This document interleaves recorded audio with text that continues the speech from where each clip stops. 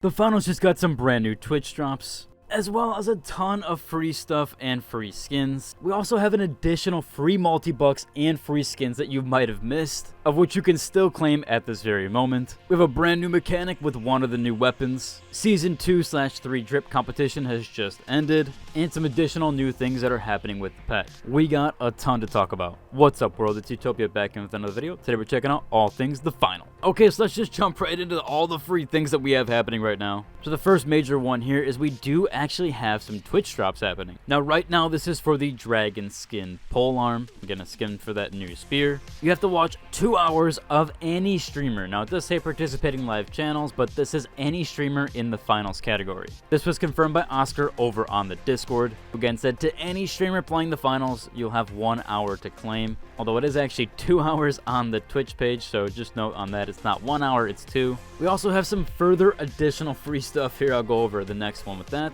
which is the NVIDIA gun charm. If you go ahead and watch the NVIDIA channel, you can claim this. Now again, Oscar does say it's only 1 hour. However, just because he got the first one wrong, I'm gonna guess that it's more than likely 2 hours to claim this one as well. Now this is starting at 1 p.m. PST, 3 p.m. CST, and 4 p.m. EST. So as of right now, when recording this video, it is about 2-ish hours to start. However, by the time I get this all edited up and uploaded, more than likely it will be less than an hour. Now again, specifically, if you do want that NVIDIA gun charm, you will have to watch NVIDIA's channel. So you can't just watch any channel on the finals. You'll only be able to get that Twitch drop through the NVIDIA channel itself. Now there is also another Twitch drop happening, but this is with Twitch Rivals. Again, this is going to be on Tuesday, June 18th, which will be at that 4 p.m. CST. So we have a ton of free rewards there. There's a lot of stuff going out within the next coming weeks and days. There's also even more free skins. So currently, if you haven't checked your email in a while that you have signed up with Embark, they actually sent out stuff for 150 multi-bucks and the Dissun sponsored capacitor for Moss skin.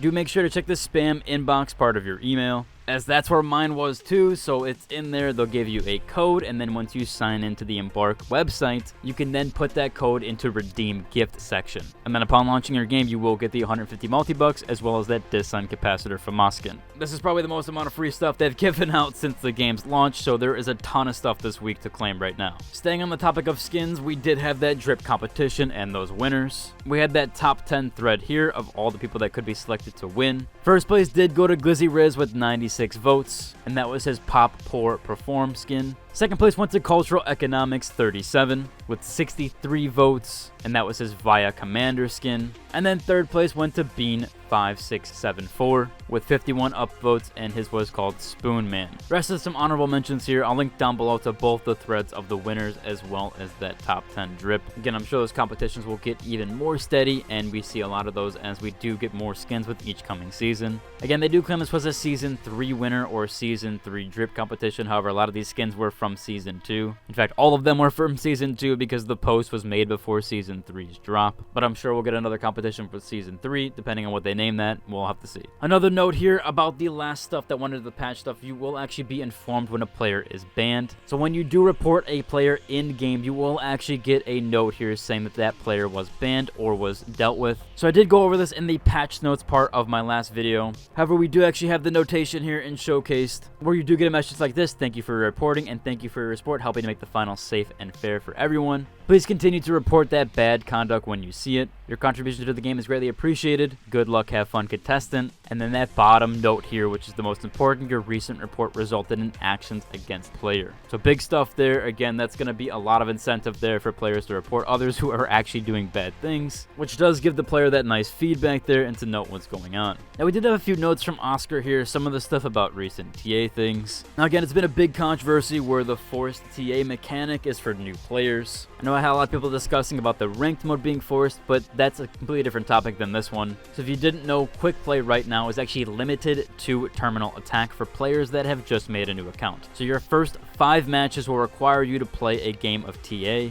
which I do think is a bit odd of a decision there, especially since the finals is definitely hovered around cash out. It's definitely really hard to defend that decision there because it feels more like it's just used to inflate those numbers, or even to inflate the numbers of terminal attack players. I really hope that's not the reason there, but it's kind of hard to not put 2 and 2 together with that. Oscar does give his reasoning here. He says on here that one of those reasons is that TA is more easily understandable for a new player and give players the chance to onboard into movement, weapons, etc. before diving into the chaos of cash out. However, with one life, I would say that that's probably not the case mostly. I might get his first point here, more easily understandable as cash out is something brand new and it's exclusive to the finals, or a lot of people have been playing CSGO and Valorant as well as Search and Destroy on Call of Duty and a few other games. However, with the whole movement notion and weapons and all that stuff, with you only having one life, I really don't know if that's going to help a lot, especially since you might not even get to fire your weapon depending on how you play. I don't know with all that. Again, thank God it's only 5 matches and it's only for new players being forced into that section there. But I still think that's a bit of a rough decision there, and I hope it's definitely eventually removed. We had another note from Oscar here about the heal bug. So I know there's been a heal beam bug for quite some time now, and people have been trying to figure out what's going on and if it's going to be resolved. Oscar said here it's a very important key step when involving a bug is being able to reproduce it. And he said that no one at the office and their entire QA department has been able to successfully get this bug to show up. They have looked through footage and logs from people who get it, but they have not been able to narrow this one down yet. They haven't closed the bug and they'll bring it up every bug sync, but we haven't been able to find the cause of it yet. So at least they still know about the heal bug. Again, there is some stuff there with that. Hopefully they can figure that out eventually. It does suck they haven't been able to replicate that and they haven't been able to kind of reproduce that. It seems like some people get it very frequently and some don't get it at all, and I've never experienced it from when I played medium at least. So this could be something due to hardware limitations, or even people with certain hardware are experiencing that. Again, we'll have to wait and see on all that stuff. Hopefully they do figure it out. We do also have that brand new mechanic. This was discovered, at least from my knowledge, by Comedy Graveyard, where he shows here that you can slide down or slide hop down mountains when you spear alt attack. Again, he's the first one I've seen post this. If there's anybody else that wants to claim the founder of this stuff, please do let me know. I know we've had some issues there before. However, this was the first one that I saw a showcase of it. But yeah, this is some really cool movement tech here where you can actually slide down a mountain or slide down with the alt attack of the spear, and it does cause that movement to progress rapidly. So definitely some cool new tech there, and I'm sure there'll be more discovered with the spear's alt attack or even the alt attack of different weapons. There's actually some new cool stuff with the thermal bore as well. Someone did put a